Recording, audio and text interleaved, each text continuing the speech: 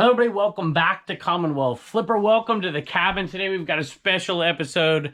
I'm super excited. We have two people who literally traveled halfway around the world to come here to the United States to talk about reselling, talk about flipping, talk about sourcing, and I can't wait to get into this conversation. No sales today, it's a different type of video. Let's go take a look. All right, Wallen likes these guests too.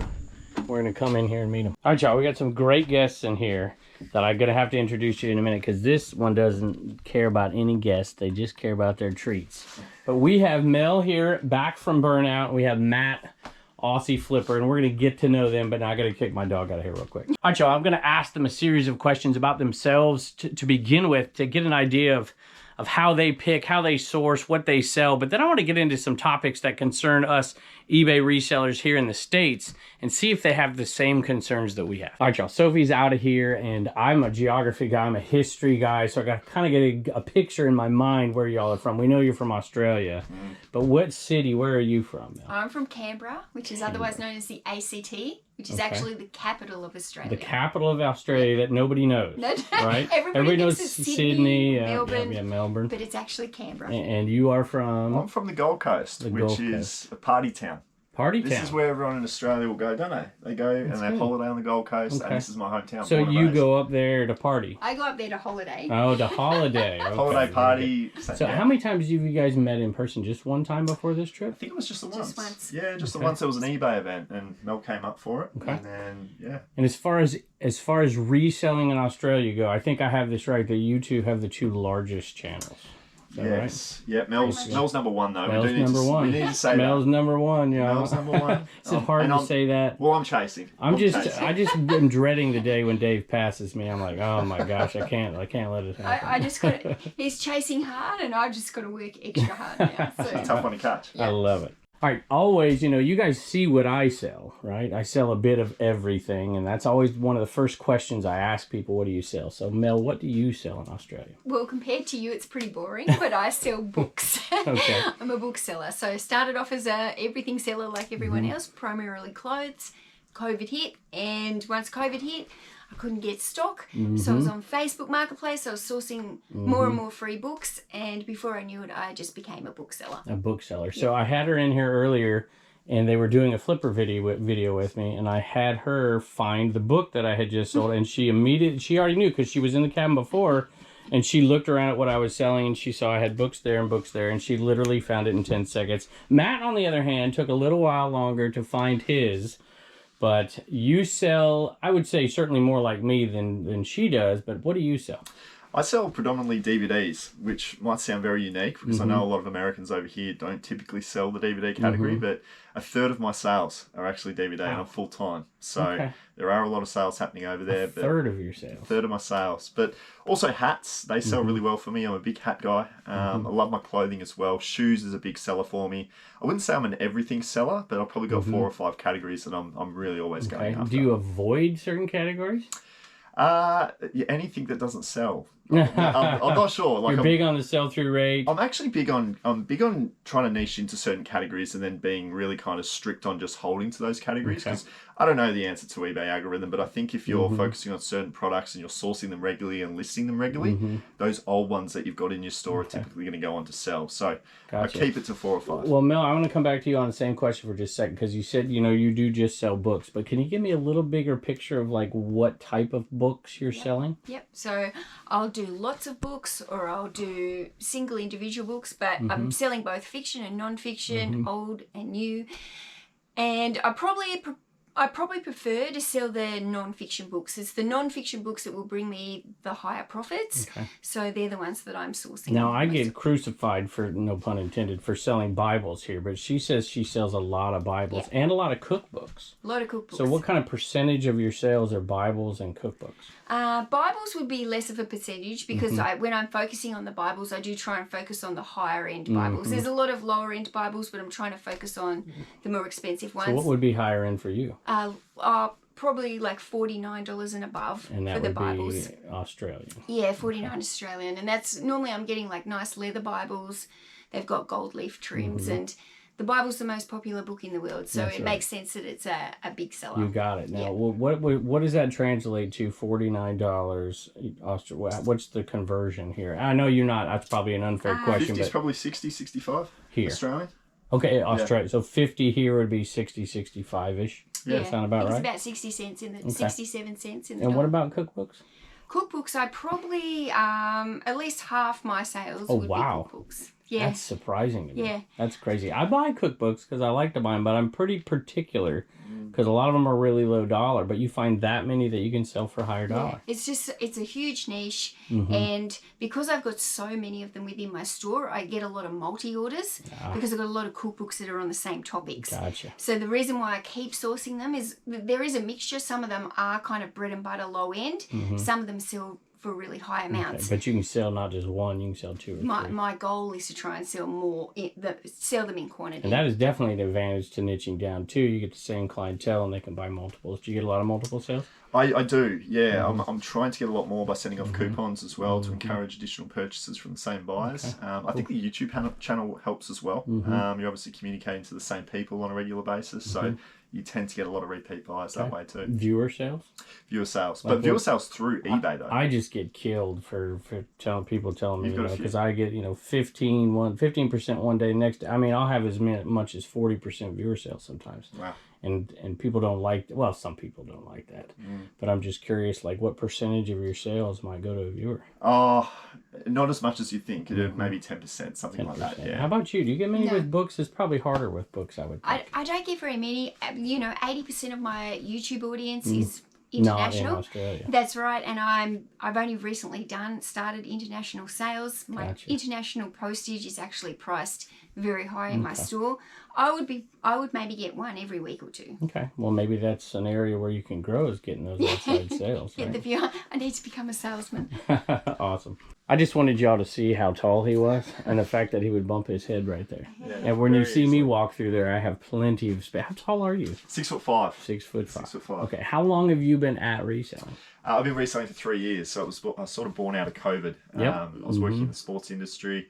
I was in a sales background, wanted to sell online, turned it into eBay, and I've been there 3 years now. Still And loving it. did you start selling and then quit your other job? At COVID time, so chose to not go back to my okay, job. gotcha. I was one of those ones that jumped into full time on day one, and I just had to hit the ground running, learn as much as I could, as quick as I could, and I actually started the YouTube channel on day one as well. Really? So I've got some really bad videos that Yeah. are documenting some really bad eBay processes. Okay.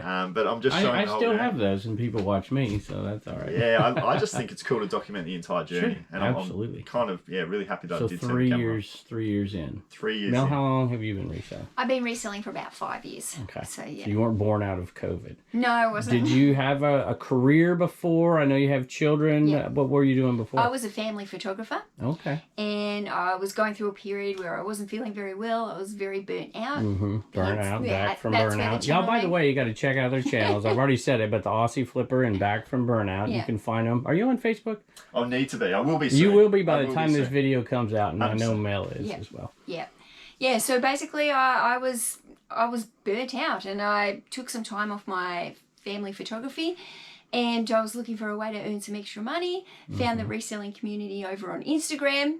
Ah. I started actually selling brand new sneakers, like the Nike sneakers from the Outlets, outlet, yeah. after following some of the Americans.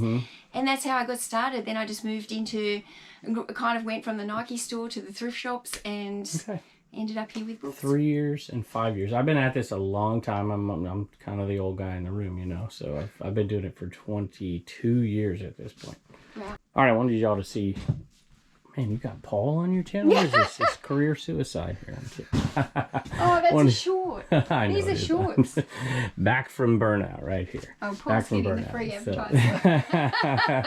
He placed it on purpose. Yeah, He's he did, brilliant, definitely. brilliant.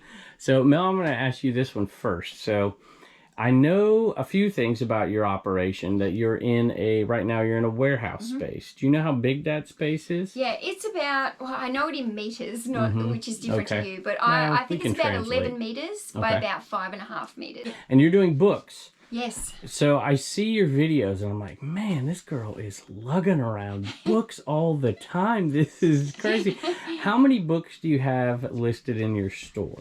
Listed, I got about 5,000. 5,000 books listed. Yeah, and a lot of those are lots as well. So it's more than 5,000 actual books. And you're doing the whole operation pretty much by yourself. Yep, all You're by doing myself. all the shipping, all the listing, and all the sourcing. Yep, solo. And 5,000 listings. Yep. So, you know, a typical day, how many books might you sell? Probably about 20. 20. Well, I was driving her up here from FlipCon. Yeah. And her phone is cha-ching and cha-ching and cha-ching. I'm like, man, she's selling some books right here. Yeah. So, you want to tell us anything else about your operation? You know, I know you talk about organization and how you feel like a little overwhelmed sometimes. I do.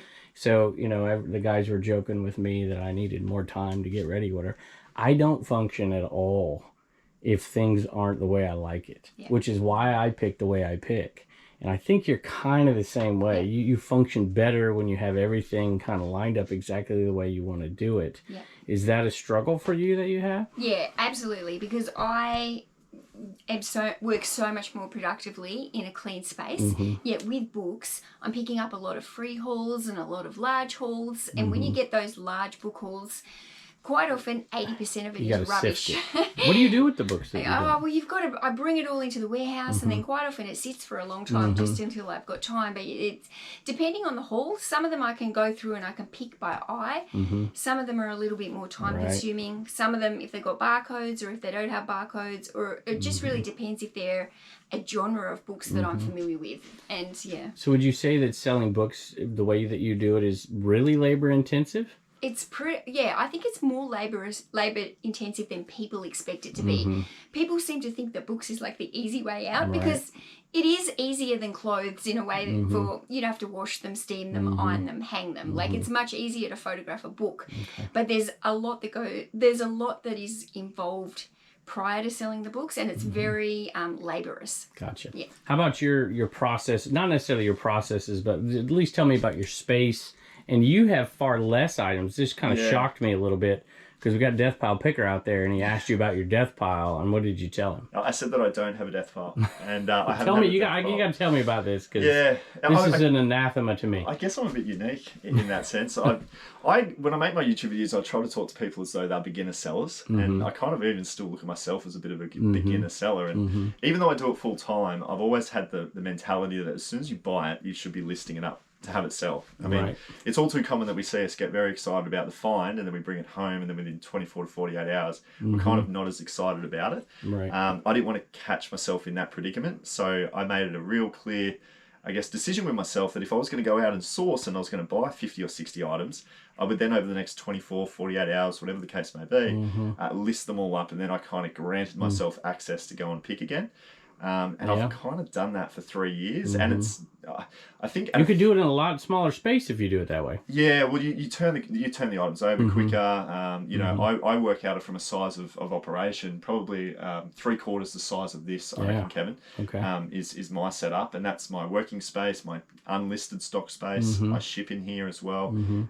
So it's not massive. It's just literally a single car garage. Okay. What would a typical sales day be for you, numbers wise, not dollar wise, but like how many items are you shipping out? Yeah, generally about 10 to 12 is sort of my number.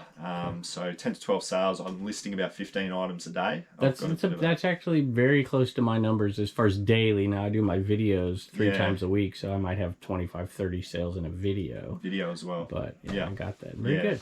So I want to get back to this real quick. It fascinates me. I don't know, and probably you too, because we're probably more similar, that you don't have a death pile. So I want to talk about sourcing, because here in Virginia where I'm at, I basically only source garage sales. I do a little bit of thrift stores, but it's pretty much garage sales. And so that's 8 months a year. So I have 4 months a year where I could source. I could go to thrift stores and do that, but it's not really my passion. So I buy enough in 8 months to sell all year, so I don't mind having a little bit of a death pile. So what is your sourcing like? And can you source all year that way? You can definitely source all year. I'm always at my flea market. We get that every single Sunday, and we get people traveling hours for it. Mel, I think you've even been to it as well. Yeah. It's something that you do pick up a lot of stock at, and it's at a really good price as well. And so you must have a climate that doesn't get extremely cold. No, we're warm. Like I said, party town, nice warm weather with the Miami, of America, where I'm from. So I'm really fortunate in that regard. But it's the flea market every Sunday for a large allotment.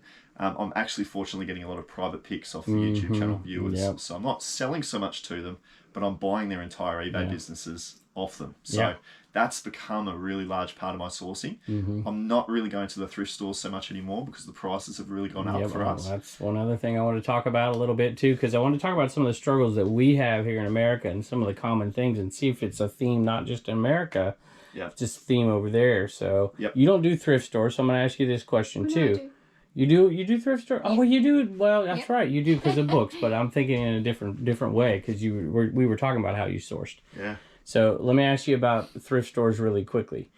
Do you have like and you can answer this one as well, is there like because it may be different where you're at, is there, we have Goodwill here, we have Salvation Army, and we have, Savers and different stuff out west, and is there like a main, I think I've seen a video where you were at one of them, is there like a main charity thrift store? I mean, we've got Lifeline, we've got Salvation Army, we've got Salvos. They're probably the three. Vinnies as well. Are they all like charity ones, or are they all like Savers here is for profit, and do you have any? They're becoming more like that, really. They're non-for-profit, but they've got these big revenue targets that they're trying to generate. They're attacking big numbers, and therefore the prices of these. So do you see those same complaints like on your YouTube channel about prices going up? Do they blame you for it? Yes. They do blame you for it. Okay. Resellers are ruining, especially when I go to the book fair. If I make a video about the book fair, I often get, in the comments, people don't like the resellers. They think I'm taking all the good books. Do the resellers blame you for it though? Definitely in the Facebook groups. I'm seeing like a mixture of comments. I think there's some people who are on there just saying that's ridiculous. There's plenty for all, but there is certainly a lot of resellers out there who dislike the YouTubers. Yeah. Do you get that a lot here? I've kind of avoided it for the most part because I don't do the thrift stores. I do garage sales, but I'm seeing more and more of it. People, especially at the highway sales, will be like, oh, the highway sales used to be good, and until Commonwealth Picker showed up, I'm like, this okay, whatever. I'm curious though. You mentioned the book fairs. Yeah. So you are sourcing books. So can you give me like a percentage, like of where does your inventory come from? Book fair versus private picks versus thrift stores and other methods. Yeah. So my book inventory mainly comes from the book fairs, from the thrift stores, and from Facebook Marketplace hauls. Okay. So, and I've actually got a few connections now with a couple of other local booksellers, and they quite often give me contacts for the books that they don't actually want. Okay. So, yeah, it's most of if I could source only at book fairs, a bit like you do for the garage sales, I would do that. I get the majority of my books, I think, from book fairs, but they're not every single weekend. Sometimes there's a book fair once a month. Sometimes there might not be another one for 2 or 3 months. So is it a joy to source for you or a job? I think... Because for me, I would go to garage sales. I had no YouTube. It didn't matter. I'd go to garage sales, right? Yeah. But, I don't know. Maybe it's a little different when you're doing one type of item and you're, dependent on it for your revenue coming in. So I'm just curious. I'm sure you enjoy it to some degree. Yeah, I think I enjoy the book fairs. Like, I love being with that many books, and they're exhausting. I'm physically and mentally exhausted after a book fair.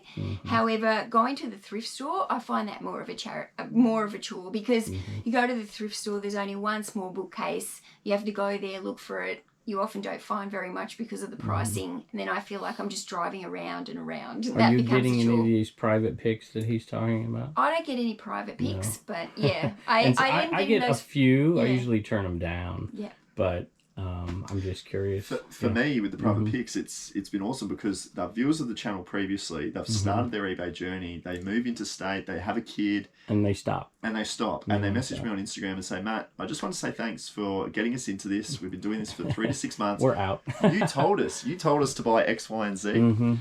Here it all is, and we just want to say thanks. So we'll give it to you for the thrift store price that we originally paid for it. So I'm getting eBay stores for $500, $600, $700, and it's all the stock that I actually sell. That's awesome. All right, contrary to Dave and Carrie, you're sitting out there. So contrary to what they tell you, I shipped all this stuff today.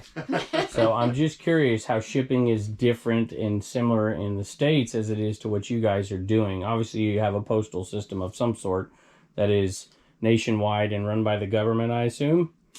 And you have a private. Do you have options, or are you stuck with one? Yeah, we do have options.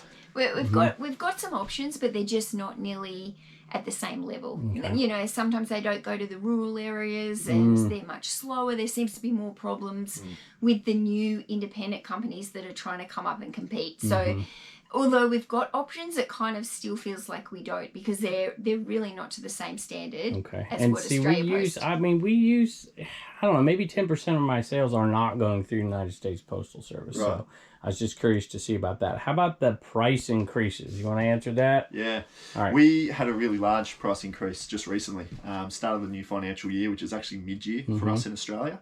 It went up 10%. 10%. Which is, you know, significant when there's been smaller price rises over the last few months and years. But this one was one that really I kind of felt for the first time. 10% off your bottom line for nothing more than a price increase with the Postal Service. It's my biggest expense, probably equal actually to postage and inventory. So to see that cost go up when you're already trying to sort of fight tooth and nail to get as much profit as you can, that was really tough. And it's made me start to think about swapping to one of those independent companies that are sort of trying to get their name out there, because Australia Post, the most predominant postal service, is up in their price. Are there multiple services now? I know you only do books, so here we have media mail, which is the cheapest when you're shipping something out media mail, and you said you do DVDs, so that's the absolute cheapest. Yes. But we have kind of tiered options. Are you shipping everything? Do they have tiers? And if they do, how is it? Well, of course, you're doing one item, so you're using the same service every single time. Yeah, we don't have like media mail, unfortunately. Basically, we've got flat rate parcels is what I use for my business. So we've got like small, medium, large, and extra large like mailer sizes, and then all of those mailers are allowed up to a 5 kilo weight, which is 11 pounds. And you have to use those mailers. Yeah. You can you use anything other than those mailers? Can you use generic ones? Yeah. Yeah. Because you'll see, like, we have our postal service ones, of course, and then we'll have ours that aren't, because you have to use a priority mail service versus Ground Advantage or media mail, which has to be in your own box. So you're shipping everything, Well, my a lot of mine will go like this when I put it in a box. I'll go and get a box donated from our local timber and hardware store. Okay. It doesn't, because you'll obviously pay for that box, right? This box is free. That's free. Well, That's free. We don't really We have to pay for all our boxes. If we were to get that United States Postal Service in Australia, that might cost us $2 or $3. Okay. So we just get the donations for free. Okay. Very good. But we can send our stuff in generic mailers, except you have to weigh and measure everything like separately, each parcel. Whereas otherwise we use their flat rate mailers, and it's like whatever fits in the mailer. Fits. And so do you do that mostly? Yeah, that's what I do for So everything. we have that, so we have a flat rate mailer That's here right. that's going to cost, a certain amount of money. It changes all the time, but $8.20 or whatever.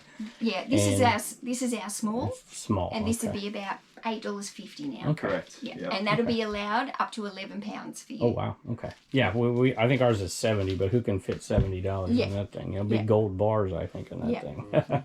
Very good. So do you see the price increases continuing to go up in the future, or do you think they're going to be? I think they will. I think they will too, because there's been small ones that have taken place, but this one was just such a big jump with 10% rise. So it's something that I'm definitely going to keep an eye on. And like I said before, I think I'm going to look at these other guys because they do have cheaper options. It's just probably the customer service side of things and parcel delivery percentages being... And you said something about they're not delivering to everybody. Yeah, they don't deliver to us. Sometimes some of the more rural areas, they won't even deliver to them. So then you've got to be using the... Sounds like you have some of the same exact struggles we have here, although that one is a little different. Yeah.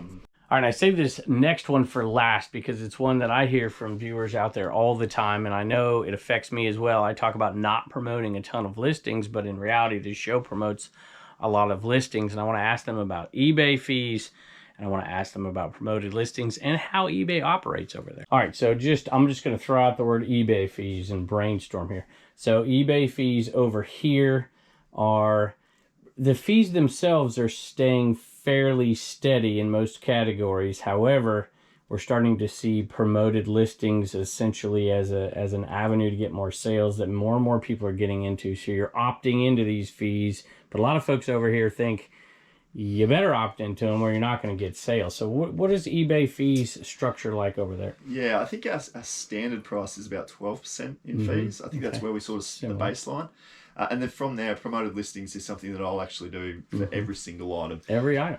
I don't probably need to do every single item. I think if there's a really rare collectible, I think it's naturally just going to sell itself. But I am just sort of in a state of just consistency. You want stuff to go. I want stuff to go, and I want to not think about, should I do this, should I do that. I promote at 3%. 3%. And then I know that it's about 15% out of pocket. And if you look at my sales dashboard, it's pretty much around that 14.8, 14.9, because when you look at the data, the promoted listings search, the promoted listings page views, and sales make up about 60% of my overall sales. Okay. So if I didn't have that 3%, which is just a small price to pay, right, 60% of my sales don't come from it. Do they have the dynamic stuff over there? Okay. And you avoid it? I do avoid it. I think that's a bit of a cash grab on eBay's part. But I think the 3% standard, they call it promoted listing standard in Australia. Okay. That one is 100% worth it in my opinion. I've got that across 2,500 items. Okay. Mel, do you use promoted listings, and if you do, how much? I definitely do. Books, it's quite a saturated market. There's a lot of bread and butter. You're competing in a category that can be quite flooded. So I was promoting at about 10%, but a flat rate of 10%. But I've actually increased mine now up to 15%. Oh, wow. And I've cut doing sales in my store. Okay. So I was doing like 10% and then running some sales that were like anywhere between 10 and 30%. And now I'm like, maybe eBay will reward me if I'm giving them the money rather than the customer the money. So I'm experimenting at the moment with a higher... I haven't done that yet. I want to give the customer the money and not eBay, but it's all about sales. You got to figure out a way. Got to figure out. So this is only something that I've changed in probably in the last month, and I'm just experimenting with it at the moment to see if I add that extra 5% to my promoted listings, but cut down the sales discount that I was giving to see if I actually can bring in some more sales by that Gotcha. method. And you also mentioned something to me about offering, I think you said something like buy one or buy two, get two free. So how's that work? Okay, so I've got a coupon running in my store always for buy 2 books, get 2 free. So obviously I like to give a lot. Yeah. I like the customer to feel like they're getting a lot of value. The thing with the coupon is, I will often make more money if they buy multiple purchases because I'm able to combine my shipping. Yeah, you can fit them into the flat rate thing that you're shipping them in. Because I'm a bookseller, all my shipping is included. So I'm doing free shipping. So my shipping is worked into every price. So if they buy multiple items and then I can combine the shipping, then I'm making more profit. So even by offering buy 2, get 2 free, because that shipping is combined in those original prices, I'm still making more money if I sell. Do you hear from your viewers over there people complaining about the promoted listing and eBay? Yeah, there's real negativity. We hear a lot of it here. And I would say it's pretty much split 50-50 in my audience, people that say they promote or they won't promote.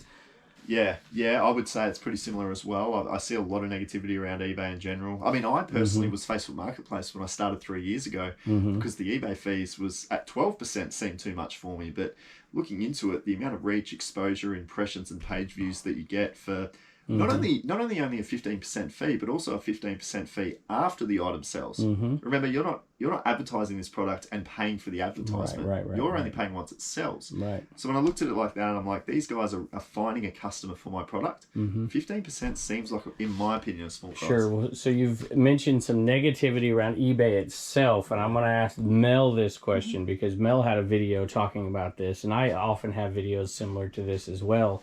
And I want to talk about communication with eBay because it's becoming more and more and more difficult to even communicate with eBay out here. Yeah. Tell me your story that you got to give me like a snippet of it because you did a whole video. We can point you. Maybe I'll put it up on the screen here if you want to hear the whole story. But give me a good little picture of this story and how you feel that eBay is doing communicating with their sellers. Okay, so basically I got a neutral feedback. I was trying to get it removed and I'd gone to the buyer and first of all I went to eBay, they wouldn't remove it. So I went back to the buyer and tried to message the buyer and the buyer didn't reply to me. So a couple of days later I went back to eBay and said, look, I really think this is unfair. The buyer hasn't responded. They haven't made any contact with me. And then eBay came back to me and said, no, actually the buyer we can see that they've messaged you. And I was like, I don't have a message from the buyer. And then they said, oh, that's because the message was hidden and blocked. And I was like, what do you mean the message was blocked? my buyer had actually made a comment in the message reply to me that had said that they had felt pressured by eBay as eBay kept messaging them, asking them to leave this feedback.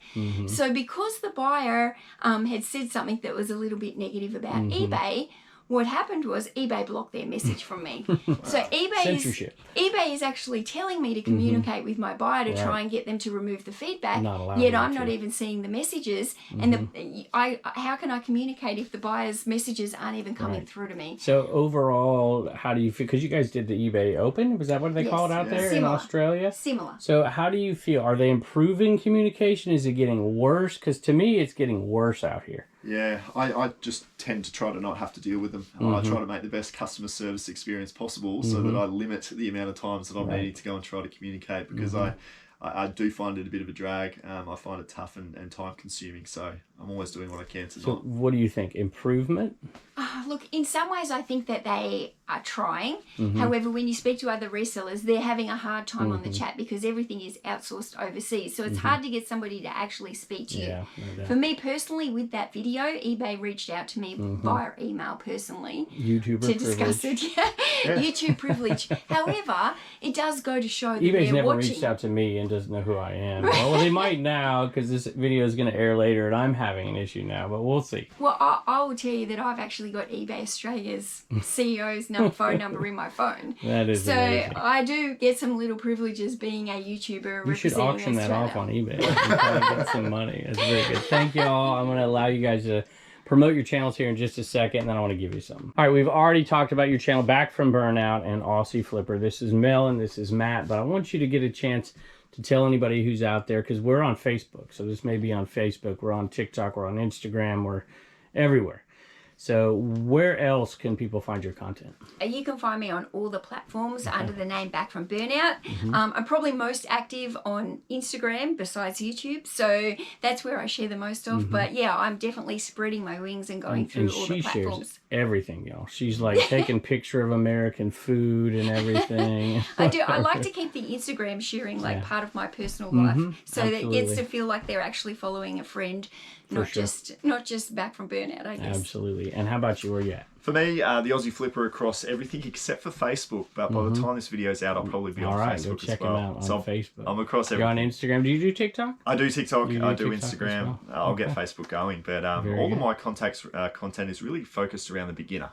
So I'm trying to speak and help to the because you do a lot of tutorials. Yeah, I do a lot of tutorials, but I also do a lot of finds. I'm out there picking all the time, and then I'm showing my sales as well. So I'm trying to kind of hit it full circle, but at all times it's to the beginner, because I think that's the majority of us out there. Awesome. I'm going to cut between you, and I'm going to give you all something to take home to Australia. Oh, look at this! So you got one now. I don't know. I know I've had some viewers in Australia who have bought some before, so you're not the first. Absolutely. But you need to put it in the background of your YouTube video. It will be there. Now, don't get jealous, because that's your only gift. Where Mel gets 2 gifts. Mel, Mel, where's your tattoo here? Your 527 tattoo. And she has collected now 2 license plates. I should have cleaned it. No, I like Is this off the wall? 527 on there. No, this is off the eBay cave wall. Oh, nice. Which we had it, so it's very good. So hopefully you can get this home. Yes. And that's thank you so much. This means a lot. This is a family number to me, and it means a lot. And I collect the license plates with 527. So wow. So we'll have to have you put your post, your address in the comments of this video, and all the US folks just send them to you. 527. If anyone wants to send me a number plate, I will be very grateful. That is You're awesome. gonna get a lot. Thank you all very much for coming to America and join us. I hope you guys get to come back, and thanks for coming to the cabin. Thank you.